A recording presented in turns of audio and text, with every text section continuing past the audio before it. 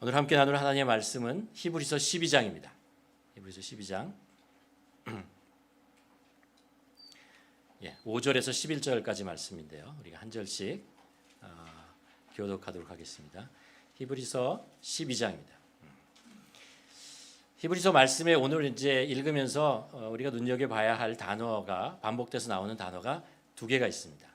하나는 징계라는 단어고 하나는 아들이라는 단어입니다. 어떻게 이게 두 가지 단어가 이 안에서 서로 어우러지면서 우리에게 전달되어지는지 한번 우리가 눈여겨보는 시간이었으면 좋겠습니다.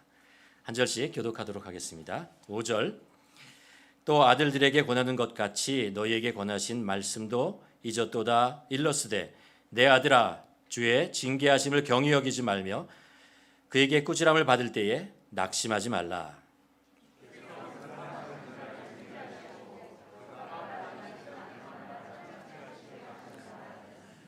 너희가 참음은 징계를 받기 위함이라. 하나님이 아들과 같이 너희를 대우하시나니 어찌 아버지가 징계하지 않는 아들이 있으리요.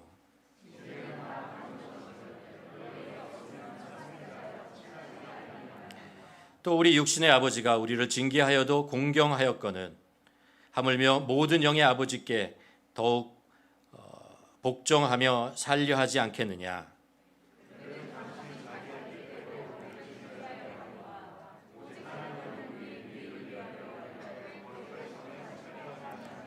11절 함께 읽겠습니다. 무릇 징계가 당시에는 슬퍼 보이나 후에 그로 말미암아 연단받은 자들은 의의 평강 열매를 맺느니라.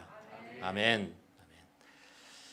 우리가 요즘 나누고 있는 말씀이 자녀의 권세라는 것이죠. 그렇죠? 우리가 지위가 바뀐 것입니다. 우리가 하나님의 자녀가 되었다라고 얘기하죠. 그리고 하나님의 자녀가 되었다는 것은 우리에게 타이틀 하나가 그냥 들어온 것이 아니고 하나님의 아들로서의 어떤 복이 있다는 것입니다. 권세가 있다는 것이죠. 그래서 과연 성경에서 말하는 하나님의 자녀로서 하나님께서 우리에게 주신 권세가 무엇이냐라는 것들을 우리가 계속해서 말씀을 나누고 있습니다. 그중에 우리가 처음에 나왔던 것은 성령님이십니다. 하나님의 영이신 성령님, 예수 그리스도께서 보혜사 성령으로 우리에게 약속하신 그분을 우리에게 주셨다라는 것입니다. 그렇죠? 그래서 자녀에게 주시는 성령의 의미가 뭐냐 하면 성령님은 우리 안에 들어오셔서 우리가 구원받은 자임을 확신시켜준다, 증거하신다라고 얘기했습니다. 또 하나는 우리가 하나님의 사랑을 입은 자다라는 것. 우리가 만일 정말 마음속에 정직하게 하나님을 우리가 아버지, 아빠라고 한번 불러본다면 우리 안에 누구나 다 부모로부터 있잖아요. 그로부터 더 크신 하나님으로부터 오는 사랑, 이것이 임하는 것을 경험하게 될 것입니다. 세 번째는 영원한 하나님의 함께 하심입니다. 자녀에게 영원히 함께 하시는 하나님의 은혜가 있다라는 것이죠. 그것이 이제 성령님께서 우리에게 오신 첫 번째 하나님께서 우리에게 주신 선물이고요. 복이고요. 두 번째는 사귐입니다. 교제입니다. 우리가 하나님의 자녀가 되었다는 것은 하나님과 교제할 수 있다는 것입니다. 즉 하나님과의 관계가 자녀와 아버지의 관계가 되었기 때문에 하나님과 사귐, 코이노니아가 우리들에게 큰 축복으로 임한다는 것입니다. 그리고 성도들 간에 경험하는 그런 교제, 이런 것이죠. 그런 것입니다. 또 하나 이제 지난주에 나눴던 것이 뭐냐면 하나님의 자녀에게 주는 큰 복이 있는데요. 뭐냐면 기도예요. 기도. 하나님과 기도로 소통할 수 있다는 것이죠. 우리가 하나님께 우리에게 필요한 것들을 우리가 아들로서, 자녀로서, 딸로서 아버지께 우리가 부탁할 수 있다는 것입니다. 왜요? 우리 아버지시니까. 그렇죠? 아버지는 아버지의 뜻을 자녀에게 전달해 주신다는 것입니다. 하나님의 뜻을 알려주시고 하나님의 길을 갈 수 있도록 도와주시고 이끌으신다는 것입니다. 어떻게요? 기도를 통해서. 기도라는 하나님과의 소통의 채널을 통해서 우리를 인도하신다. 그러니까 기도라고 하는 것은 우리에게 준 큰 복이라는 것을 알 수 있습니다. 오늘 우리가 여러분과 나누고자 하는 것 다섯 번째는 하나님의 자녀가 갖게 되는 하나님이 주시는 큰 복이 있는데 어떤 선물, 특권이 있는데 그게 뭐냐면 징계라는 거예요. 징계라는 것입니다. 오늘 본문에 보면 징계라는 단어가 5번 나와요. 5번 나오고 잖아요. 이 헬라어로 파이데이아라는 단어인데 이 단어가 가지고 있는 의미가 뭐냐면 훈련, 훈계, 징계, 교육 이런 것입니다. 하나님께서 주시는 징계는 절대 파괴적이지 않습니다.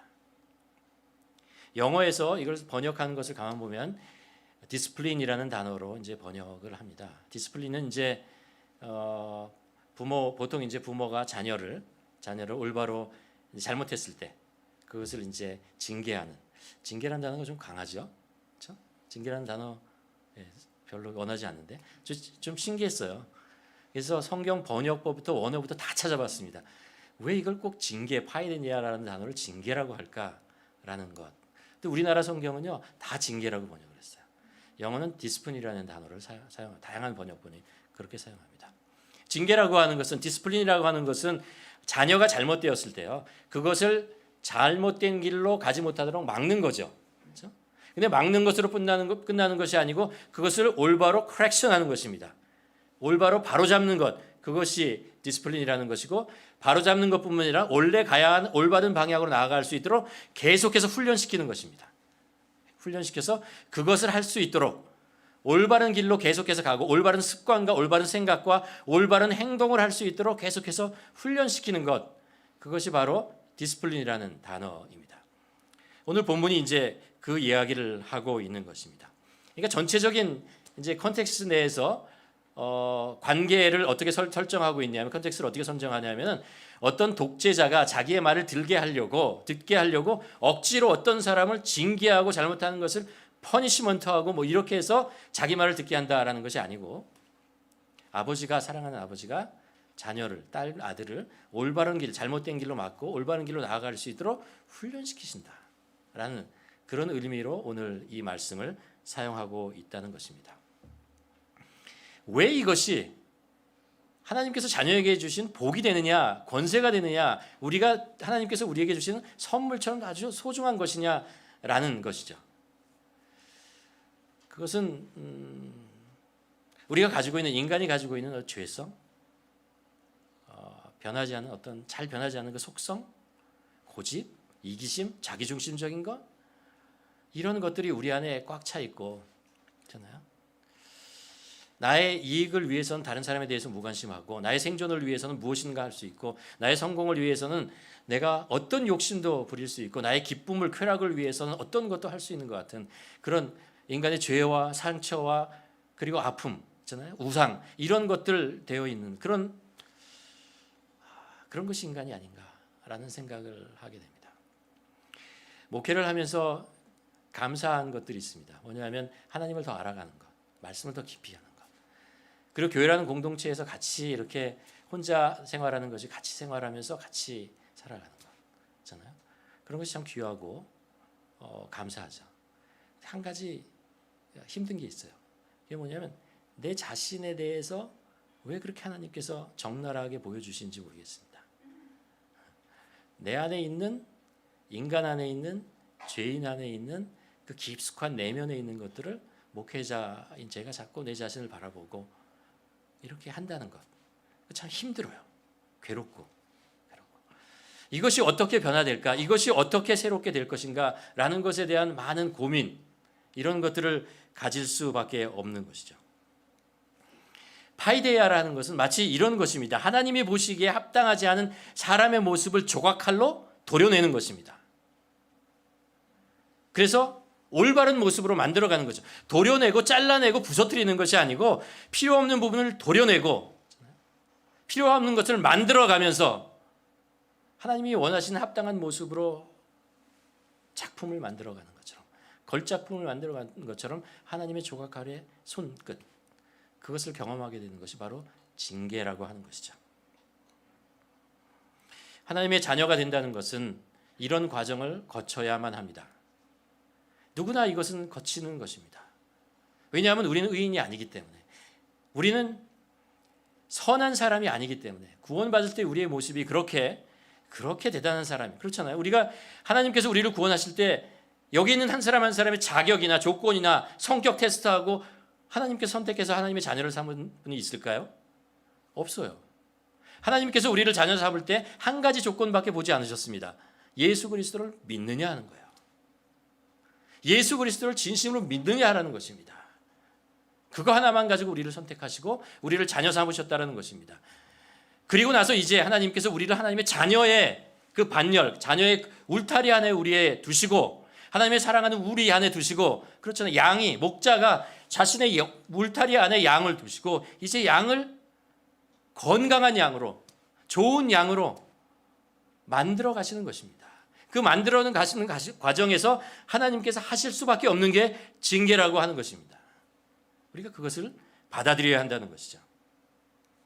물론 우리들은 징계를 원하지 않습니다. 우리가 하나님을 믿는다면, 우리가 구원을 얻었다면 우리 안에 쉬운 길, 편한 길, 빨리 갈 수 있는 길, 편안한 것, 그것만을 원하고 그렇게 살았으면 좋겠다라고 생각을 합니다. 하나님도 그렇게 원하십니다. 그러나 그렇게 되기 위해서 과정이 필요하다는 거죠. 이 과정을 거쳐야 우리가 그곳에 일어날 수 있다는 것이죠. 물론 우리가 가지고 있는 이 사회는 이 과정을 거치지 않고 쉽게 우리가 원하는 것을 얻어내는 것을 주려고 합니다. 빨리빨리 쉽게 얻어내는 것을 우리한테 보여주고 그것을 유혹하고 우리를 끌어갑니다. 그러나 실제로 성경을 통해서 보거나 아니면 우리의 인생을 통해서 보거나 좋은 것은, 귀한 것은 오래 걸려요. 오래 걸려서 얻어지는 것이고 오랜 과정을 거쳐서 만들어지는 것이라는 것을 우리가 알 수 있습니다. 성령의 열매를 맺는다는 것, 하나님의 자녀가 되는 것도 다르지 않습니다. 그런 과정을 거쳐야 한다는 것이죠. 우리가 성경을 통해서 제자들의 이제 모습을 보면 우리가 알잖아요. 처음에 제자들의 모습을 알잖아요. 베드로 직선적이고, 그렇잖아요. 그리고 급한 성격을 가지고 있는 사람이라는 거죠. 야고보와 요한, 야망이 있고 충동적이고 사람들을 비판하고 정죄하기 잘하는 사람이었습니다. 도마와 빌립, 머리는 좋았지만 의심하고 이렇게 꼬아서 보고 이런 사람들이었습니다.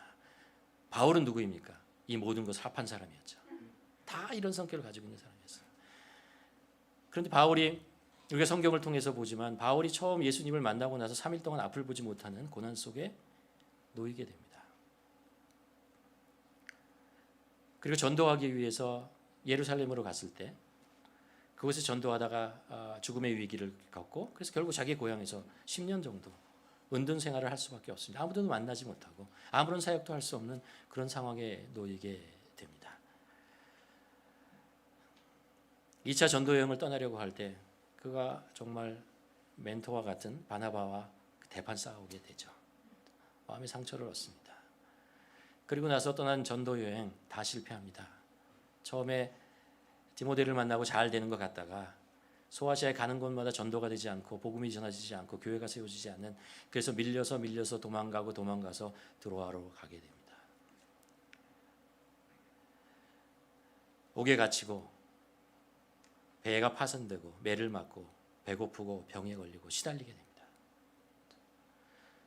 그러나 바울은요, 이 모든 과정을 거쳐서 그의 마음이, 그의 상황이, 그의 심령이 파탄되지 않았습니다. 그의 쓴뿌리가 생기지 않았습니다. 오히려 바울은 그 고난과 힘든 과정 속에서 더욱더 긍휼한 마음, 사랑하는 마음, 사람들을 소중히 여기는 마음, 이런 것들을 배워갔고 익혀갔습니다. 우리가 아는 바울은 이런 과정에 거치지 않았다면 우리가 보지 못할 그런 사람이었을 것입니다. 오늘 우리가 히브리서 12장을 보면서 하나님께서 자녀에게 주시는 징계, 훈련이라는 것이 어떤 의미를 가지고 있는가라는 것도 우리가 한번 살펴보려고 합니다. 그리고 우리가 하나님이 주시는 그 징계와 훈련 속에 있을 때 우리가 어떻게 반응해야 되는가라는 것에 대한 것, 이것은 저희가 다음 시간에 다음 주에 한번 나눠보려고 합니다. 오늘 본문을 통해서 12절을 통해서 훈련과 징계가 어떤 의미를 가지고 있는지 우리가 볼 수 있는데, 첫 번째 뭐냐 하면요, 우리 한번 이 첫 번째 나와 있는 것들 한번 읽어보도록 하겠습니다. 시작. 징계, 훈련은 아들을 향한 하나님 아버지의 뭐라고요? 사랑의 행위라는 거예요. 5절에 보면 이렇게 얘기합니다. 내 아들아, 주의 징계함을 경히 여기지 말라. 그의 꾸지람을 받을 때에 낙심하지 말라라고 얘기합니다. 처음에 뭐라고 시작한다고요? 내 아들아. 때로 우리가 어려움을 겪을 때 쉽게 낙담하고 원망하게 됩니다. 혹시 내 죄 때문에 하나님께서 나를 벌하시는 것은 아닌가? 아니면 하나님께서 이제 나를 더 이상 아들로 딸로 여기지 않는 것이 아닌가? 하나님과 나의 관계가 이제 끊어져 버린 것은 아닌가? 이런 생각을 합니다. 그러나 오늘 본문에 보면요, 징계라고 하는 것, 훈련이라고 하는 것은요, 아들에게 준다는 거예요. 딸에게 준다는 거예요. 자녀이기 때문에 하나님께서 하신다라는 것입니다. 하나님은 여전히 우리들의 아버지 되신다라는 거예요. 그렇죠? 6절에 보면 주께서 그 사랑하는 자를 징계한다라는 거예요. 사랑하는 자를 징계한다라는 거예요. 사랑하기 때문에 징계한다고 얘기합니다. 7절에 보면 하나님의 아들과 같이 자기를 대우하시더니 어찌 아버지가 징계하지 않는 아들이 있겠느냐. 징계라고 하는 것은 아들을 대우하는 거예요. 아들이기 때문에 너에게 이런 일이, 훈련이라는 것이 너에게 있는 것이다 라는 것을 얘기하고 있는 것입니다. 8절에 보면 징계는 다 받는 것이거든 너희에게 없으면 사생하여 친아들이 아니다 라고 얘기합니다. 우리가 친아들이기 때문에, 하나님의 친아들이고 딸이기 때문에 하나님께서 우리를 훈련하신다 라고 반복해서 계속해서 얘기하는 것입니다. 여러분, 무엇인가 잘못되고 있을 때 이런 징계와 훈련을 받는 그런 적이 있으십니까? 하나님께서 나를 훈련하시고 징계하시고 훈계하시고 견책하시고 나를 그렇게 만들 그런 적이 있습니까? 있죠. 없으면 여러분은 하나님의 자녀가 아닌 것입니다. 있기 때문에 하나님의 자녀인 것입니다. 욥의 경우로 보면 그 징계가 어떻게 임하는지 볼 수 있습니다. 욥이 겪었던 고난 속에는 이런 것이 있잖아요. 그의 재산 사라지는 거죠. 사랑하는 가족이 사라지는 것. 아픔. 자신의 몸이 상처를 받고 병에 걸리는 거죠. 자기의 친구들과 관계가 깨어지는 것들. 그런 것들이 있죠.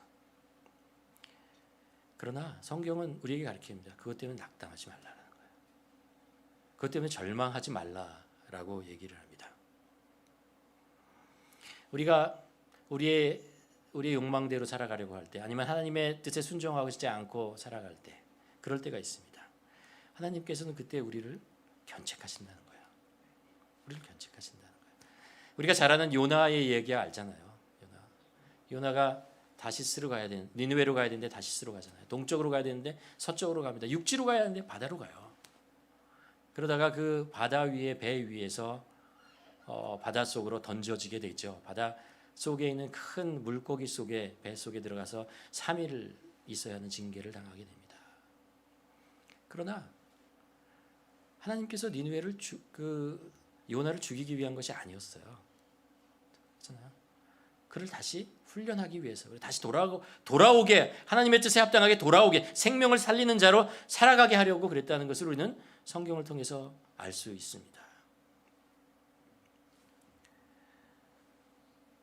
우리의 마음을 돌릴 때 그 징계가 어려울 수 있지만 하나님께서 하신다는 거예요. 아들이기 때문에 하신다는 것입니다. 사랑하기 때문에 하신다는 것이죠. 하나님은 사랑하는 자를 징계하신다는 거예요. 여기서 아멘 하실 수 있어야 됩니다. 아멘 하셔야 됩니다. 아멘 하셔야 됩니다. 그래야 하나님의 자녀가 되는 것입니다. 두 번째로 오늘 본문을 통해서 우리가 알 수 있는 것은 징계는 어렵다는 거예요. 5절에 내 아들아 주의 징계함을 가볍게 여기지 말라, 경히 여기지 말라. 6절에 가서는 채찍질이라는 까지 얘기를 합니다. 징계는 힘들다는 것을 받아들여야 됩니다. 징계라고 하는 것이 사랑하는 자녀에게 한 거니까 쉽고 슬렁슬렁 넘어가고 간단하고 이런 거 아니라는 거예요. 어렵다라는 거, 힘들다라는 거죠. 때로 고통스럽고 괴롭고 낙담될 그런 기분이 들 때까지 우리를 몰고 가는 그런 힘든 상황 속에 놓인다라는 것입니다. 하나님께서 욥을, 하나님 귀로만 듣던 자를 하나님을 직접 보는 것 같이 그의 신앙을 이렇게 한 단계 올려주시잖아요. 그때 그가 겪게 되는 어려움이 있었습니다. 징계라는 것이 있었습니다. 근데 그게 참, 훈련이라는 것이 참 어려웠죠. 참 괴로웠습니다. 모세가 자기 스스로 어떻게 이스라엘 백성들을 한번 해방해 보려고 칼을 들었다가 사람을 죽이고 맙니다. 그랬다가 그가 미디안 광야에서 40년 동안 외롭게 지내게 됩니다.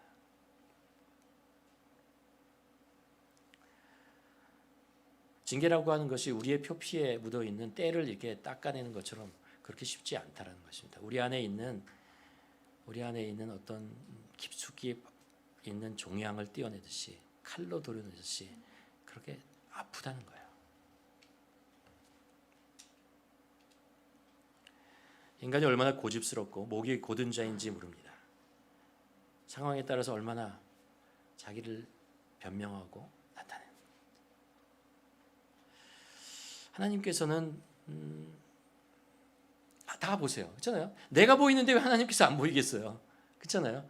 나도 보이는데 하나님께서 왜 못 보시겠어요? 우리가 그러 하잖아요. 우리가 그 한국에 가서 MRI 가끔 찍잖아요. 그렇죠? 왜냐하면 여기 잘 안 찍어주니까. 그래서 한국 가서 MRI 찍어보고 속 시원하게 보고 싶다라는 거죠. 뭘 보고 싶으십니까? 내 안에 있는 종양을 보고 싶습니까? 내 안에 있는 입지 말아야 하는 어떤 그런 것들을 보고 싶으십니까? 우리는 보이지 않으니까 살 수 있을지 모르겠어요. 하나님은 보이시니까요. 보이니까 고쳐주시기 위해서 칼을 대시는 것이죠. 우리가 병원에 가서 우리가 제일 바라는 치료법이 뭐죠? 약 받아오는 거예요. 그리고 병이 나는 거잖아요. 쉽잖아요. 두 번째는 뭐예요? 시술, 데이 서저리. 그냥 하루 이렇게 살짝 수술하고 그리고 집에 가세요. 뭐 이런 거 있잖아요. 간단한 거. 좀 더 깊은 병이면은 수술을 하죠. 재우고 칼로 자르고 도려내고 하죠. 더 큰 수술은 한 번 해가지고 안 됩니다. 한 번 하고 두 번 하고 세 번 하고 계속 해야 됩니다.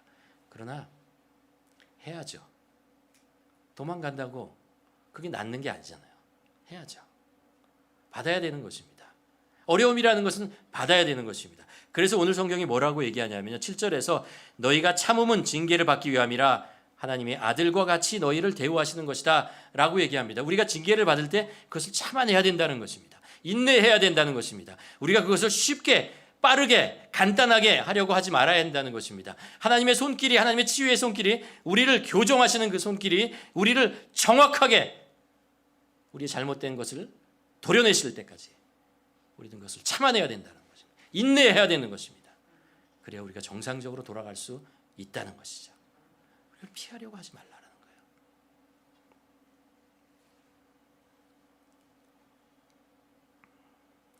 거예요. (1절에서) 그런데 이런 이야기를 합니다. 그러므로 우리에게 구름같이 둘러싸인 허다한 증인들이 있으니 모든 무거운 것과 얽매이기 쉬운 죄를 벗어버리고 인내로서 우리 앞에 당한 경주를 하며라고 얘기합니다. 이 말이 어떤 의미냐면 우리가 어떤 운동선수가 경주를 해나가는 거예요. 막 경주를 해가는데 가다가 몸이 아파요. 달리기 선수가 이제 42초 19를 막 달려서 한 30km 정도 지나갔는데 막 피곤해져요. 배가 고파요. 막 아픈 거예요. 근육이 아프기 시작합니다. 근데 멈추지 말라는 거예요. 그냥 가라는 거예요. 그것을 이겨내고 견디어내고 계속해서 끝까지 달려가라라고 말씀하시는 것입니다. 그것이 우리가 성경에서 우리에게 얘기하는 하나님께서 우리를 훈련시키시는 것. 그래서 훈련이라고 얘기하는 거죠. 훈련은 훈련하다가 힘들면 멈추라는 것이 아니에요. 그 훈련의 한계를 넘어서라는 거예요. 우리가 그 한계를 넘었을 때 우리들에게 새로운 머슬이 생기고 인내력이 생기고 폐활량이 늘어나고 우리가 진짜 경주를 할 수 있다는 거예요. 그래서 그것을 견디어내라는 거예요. 어렵지만 힘들지만 참고 끝까지 가라는 거예요. 그럴 때 하나님께서 말씀하시는 성령의 열매가 우리에게 맺어지는 것입니다. 그래서 오늘 말씀이 인내로서 우리 앞에 놓인 싸움을 끝까지 가라, 달려가라 라고 얘기하는 것입니다. 그래야 우리에게 악으로부터 우리를 선으로 만들어 가십니다. 먼 곳에서부터 하나님께 가까이 가고 무관심한 우리 마음속에 하나님을 향한 마음을 우리에게 심어주신다라고 말씀하시는 거죠. 인내하라는 거예요. 하나님의 징계는 쉽지 않습니다. 쉽지 않다는 걸 기억하고 끝까지 인내하며 나아가라는 거죠. 우리가 계속해서 보지만 시편 23편에 여호와는 나의 목자라고 고백한 다윗의 그 시 속에 그런 얘기가 나오잖아요. 내가 사망의 음침한 골짜기를 다닌다 그러잖아요. 그래도 나를 해치려고 하는 것, 그것을 두려워하지 않는 것은 주님이 나와 함께 하신다라는 말씀이에요. 주님 우리와 함께 하시고 그 힘들고 어려운 사망의 음침한 골짜기를 지나가게 하신다라는 거예요. 통과하게 하신다라는 거예요. 하나님의 손이 기적적으로 나를 임해서 내가 음침한 골짜기로 가는 곳으로부터 나를 쑥 들어가지고 밝은 곳을 싹 옮긴다고 얘기하지 않아요. 그 음침한 골짜기를 통과하게 만드신다는 거예요. 견뎌내게 하신다는 거예요. 이겨내게 하신다는 거예요. 그렇게 하게 하시기 위해서 주님이 함께 계시는 거예요. 하나님께서 성령님께서 우리에게 함께 하시는 이유는 그것입니다. 하나님이 우리에게 주시는 그 힘든 과정과 우리를 어렵게 만드는 그 징계와 같은 것을 우리가 통과해 가게 하기 위해서, 이겨내게 하기 위해서, 그러면서 우리가 더욱더 견고한 자로 성장하게 하기 위해서 성령님이 우리와 함께 계신다라는 것입니다. 이것이 오늘 히브리서에서 말씀하시는 것입니다. 세 번째, 징계는 우리들의 유익을 위해서 하나님께서 주신다라고 얘기합니다. 10절과 11절에 보면 훈련의 목적을 이렇게 얘기합니다. 오직 하나님은 우리의 유익을 위하여 그의 거룩하심에 참여하게 하신다. 어떻게 한다고요? 우리를 징계하시는 이유가 뭐예요? 우리를 거룩하게 하기 위해서 그렇다는 거예요. 우리를 깨끗하게 하기 위해서 그렇다는 거예요. 우리를 죄로부터 멀어지게 하기 위해서 하나님께서 그렇게 한다는 것입니다. 우리를 세상으로부터 구별된 자로 살아갈 수 있게 하기 위해서 그렇게 하신다는 거예요.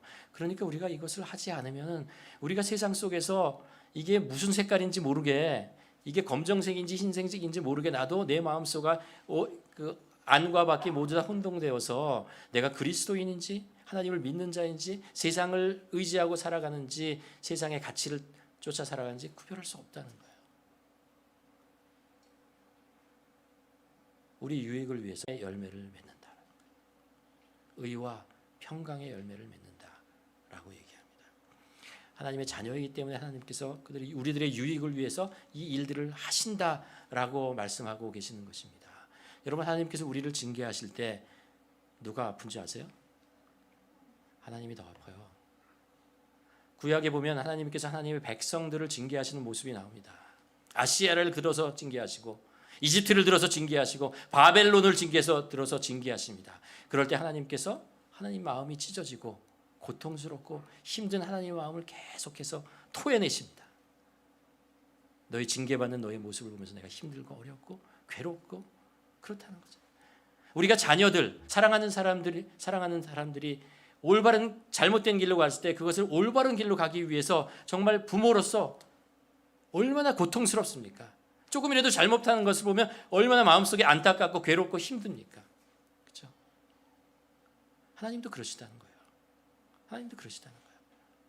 그러면서 우리를 올바른 길로 가기 위해서, 우리의 유익을 위해서 하나님께서 하나님의 마음에 찢어지는 일을 우리에게 하신다라는 거예요. 그 대표적인 게 뭐예요? 예수 그리스도를 십자가에 못 박여 죽게 하시는 거죠. 죽게 하시는 거예요. 그 힘든 일을 하나님께서 하셨다는 거예요. 뭐를 위해서? 우리들의 유익을 위해서 하셨다는 것입니다. 우리가 이제 하나님의 자녀가 되었고 하나님의 백성으로 살아가는데 우리를 올바른 길, 거룩한 길, 의와 평강의 열매를 맺게 하기 위해서 하나님께서 그 징계를 하신다는 거예요. 그러니까 이런 뜻이에요. 하나님께서 하나님 스스로를 고통스럽게 만드신다는 거예요. 우리를 거룩하게 하기 위해서, 우리를 선한 길로 하기 위해서 하나님께서 우리와 같이 우리가 겪는 고통과 어려움과 그 힘듦 속에 함께 동참하신다라는 것이죠. 우리의 유익을 위해서 하나님께서 그렇게 하신다는 거죠.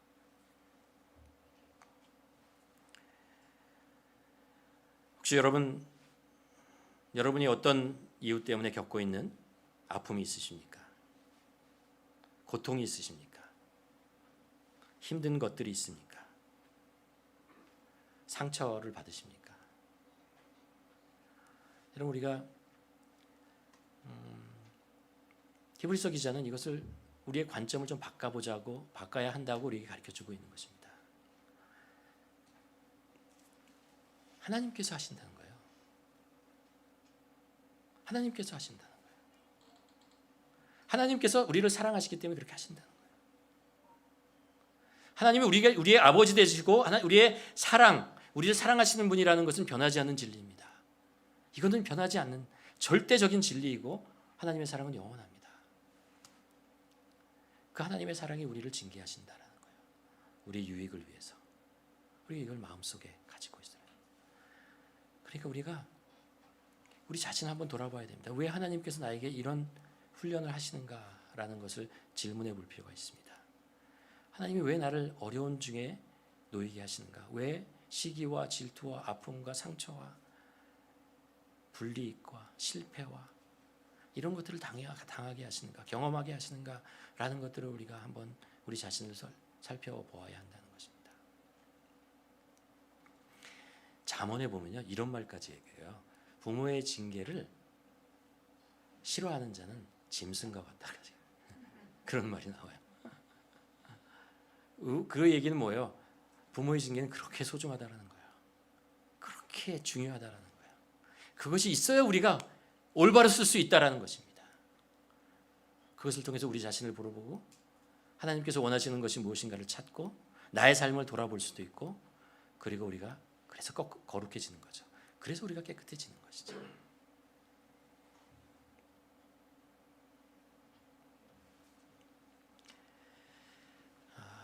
결론을 말씀드립니다.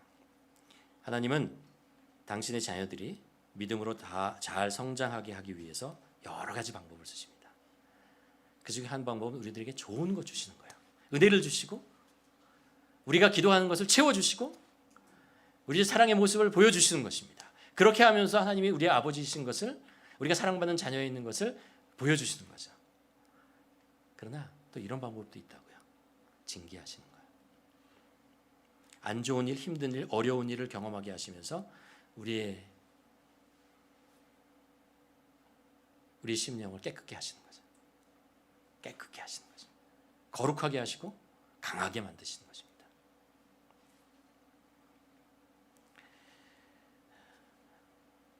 때때로 우리를 눈보라 속을 걷게 하고 광야 같은 곳에 두시기도 하시고 원수의 목전에 두기도 하십니다.